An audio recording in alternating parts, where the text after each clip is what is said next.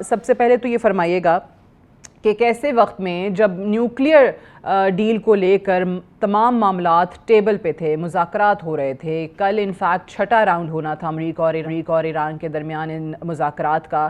تو درمیان میں ایسا کیا ہوا، ایسا کیا خدشہ اسرائیل کو فوری طور پہ پیش آ گیا کہ انہوں نے ایران پر حملہ کیا؟ اور ابھی کی صورتحال لگ کے تو ایسا ہی لگ رہا ہے کہ جناب یہ سارے کا سارا ٹراپ تھا، دھوکہ تھا مذاکرات پہ ایران کو آمادہ کرنا۔ آپ کی بات درست ہے. جو نیتن یاہو اور اس کی گورنمنٹ کا تو کافی عرصے سے یہ ایک ایم یا گول رہا ہے کہ ایران کو اوپر حملہ کیا جائے اور اس کے پاس جو بھی نیوکلیئر کی سائٹ پہ یورینیم مینجمنٹ کی خاص طور پہ جو فیسلٹی نا ان کو تباہ کر دیا جائے، کیونکہ وہ کسی صورت میں نہیں چاہتے کہ ایران کے پاس ایسی کیپیبلٹی ہو جو کسی شکل میں جا کے آگے اس کو نیوکلیئر ویپن جی حاصل کرنے میں مدد دے. تو اس لیے یورینیم انریچمنٹ کی فیسلٹیز کو نہ اسرائیل پسند کرتا ہے انڈر نیتن یاہو، نہ ٹرمپ صاحب پسند کرتے ہیں.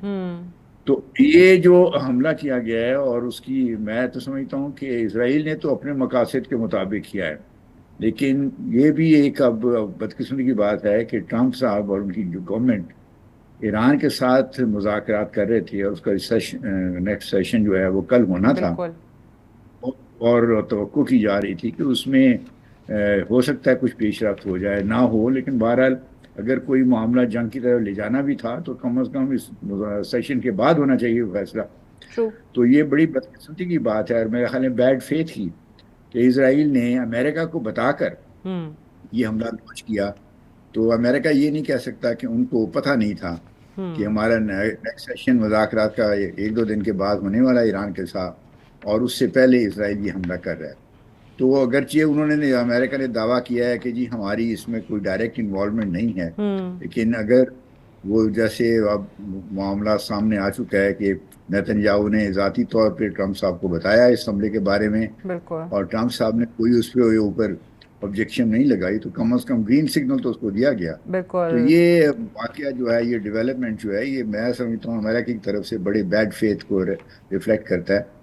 اور مذاکرات کی جو ایک اسپرٹ ہوتی ہے اس کے بالکل ہی منفی ہے. منفی ہے، بالکل اور صحیح کہہ رہے ہیں ویسے آپ. بھی یہ خود اب اسرائیلی اخبار میں آ گیا، دا ٹائمز آف اسرائیل نے بتا دیا ہے کہ امریکہ کو پتہ تھا، اور اس حوالے سے انفیکٹ نیتن یاہو کی اور پریزیڈنٹ ٹرمپ کی 40 منٹ بات بھی ہوئی ہے فون پہ یہ سارے معاملے کو لے کر. سو obviously اس سے یہی لگتا ہے کہ ایران کو مذاکرات میں ٹراپ کر کے یہ کارروائی پیچھے جو ہے وہ کی گئی ایک طریقے سے،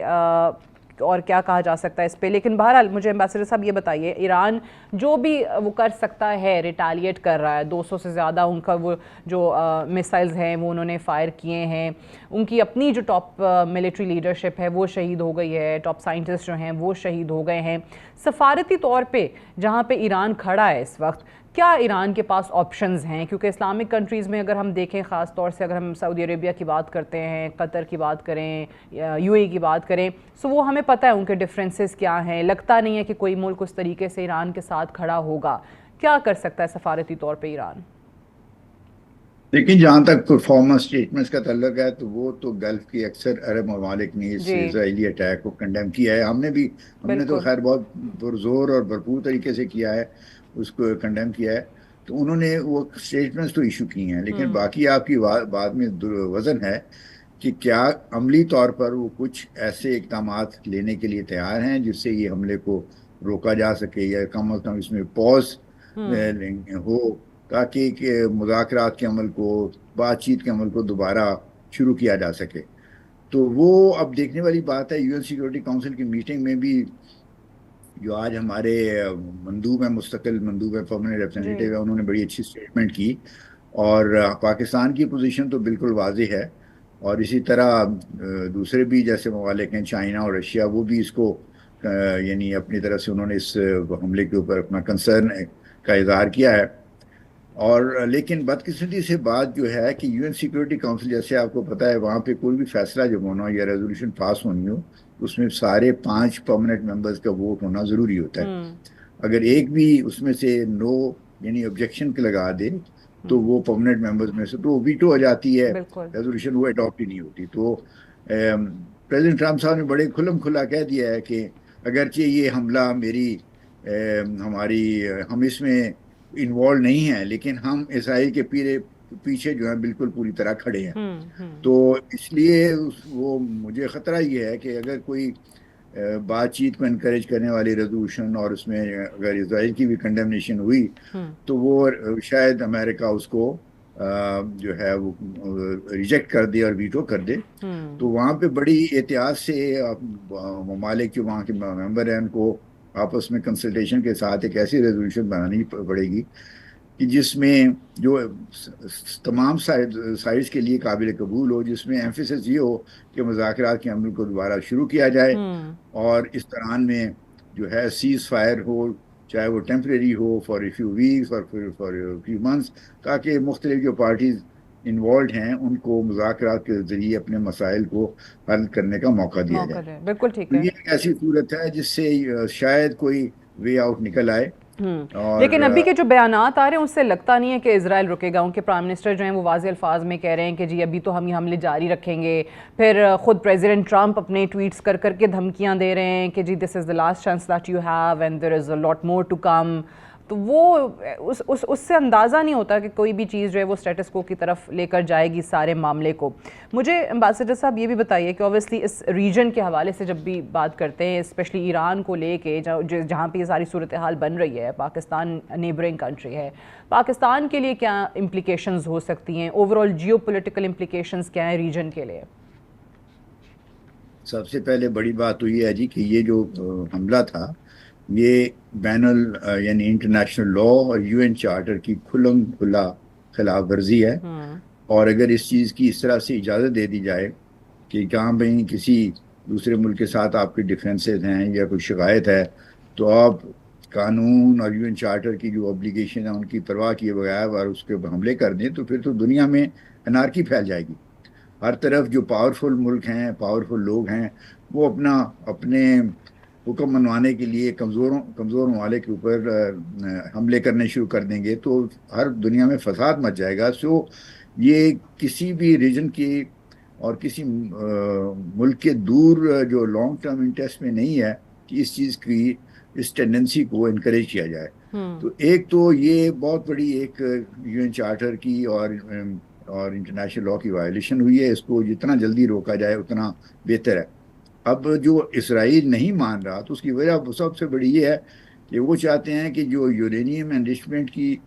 ایران کی کیپیبلٹی ہے اس کو میکسیمم پاسبل ڈیمیج کیا جائے۔ اور اس لیے وہ میرا خیال ہے کہ وہ اگر یو این سیکورٹی کونسل میں یہ ایفرٹس مذاکرات کو انکریج کرنے کے لیے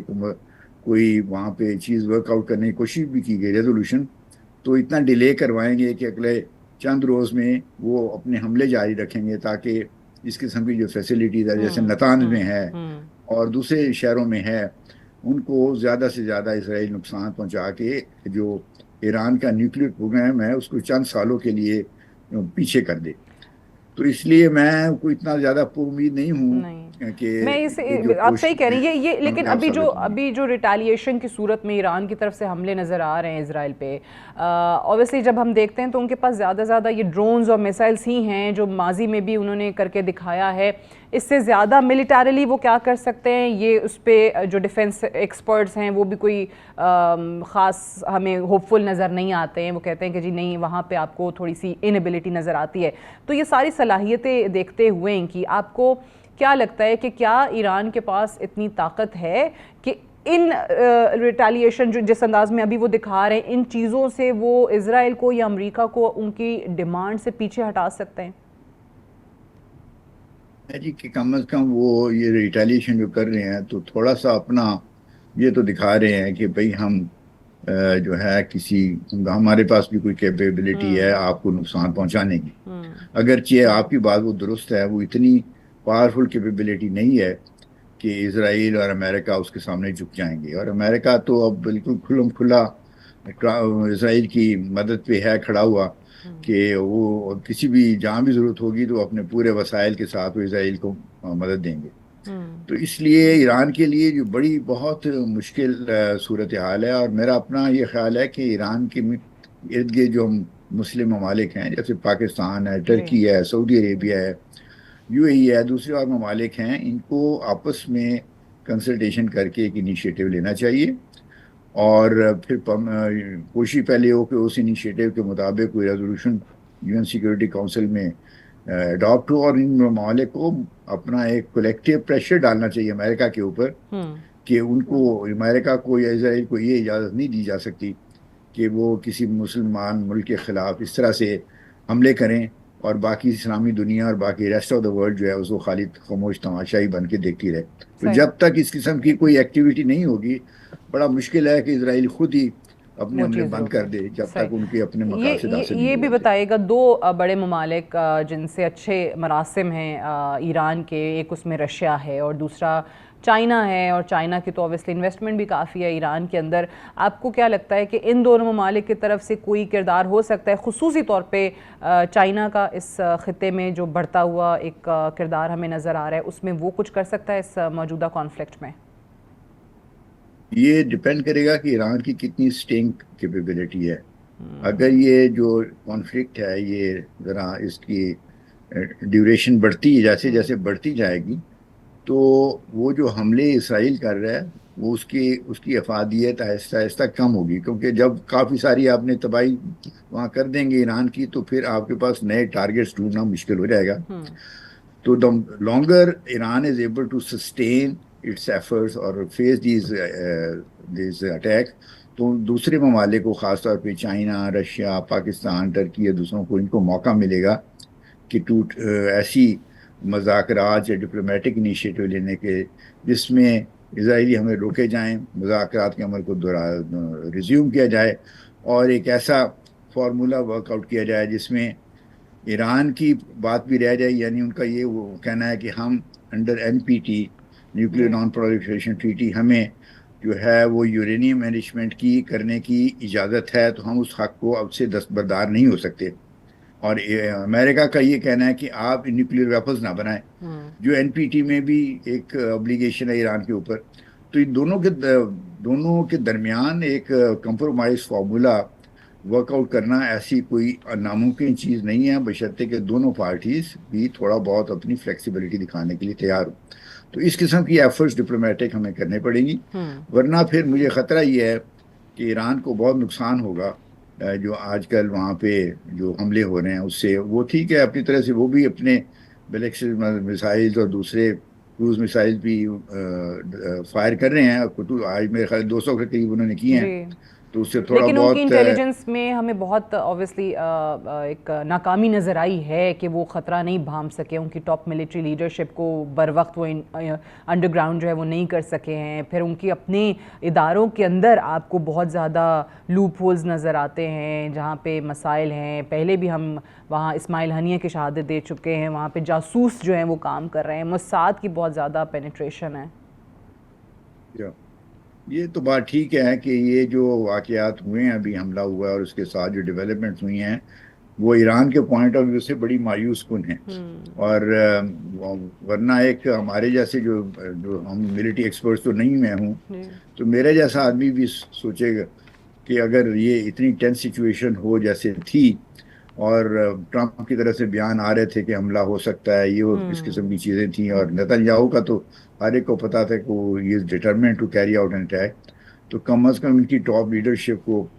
اپنے انڈر گراؤنڈ آپریشن جو کمانڈ سینٹرز ہوتے ہیں وہاں پہ شفٹ ہونا چاہیے تھا۔ تو آپ کھلم کھلا ریزیڈینشیل اپارٹمنٹس میں رہ رہے ہیں، تو یہ تو it was like inviting trouble. میں بھی ان کی شاید اسسمنٹ یہ تھی کہ سنڈے والا جو ہے وہ تو ایسے خطرہ نہیں مذاکرات کے ہوگا، بعد کوئی نیتن یاہو کچھ کرے گا، اور نیتن یاہو نے شاید اسی لیے پہلے حملہ کیا ہے کہ تاکہ وہ ایلیمنٹ آف سرپرائز۔ اور وہ بھی کہہ بھی رہا ہے کہ جی we decided this date in April, کہ اپریل میں ہی ہم نے طے کر لی تھی کہ ہم نے کب حملہ کرنا ہے۔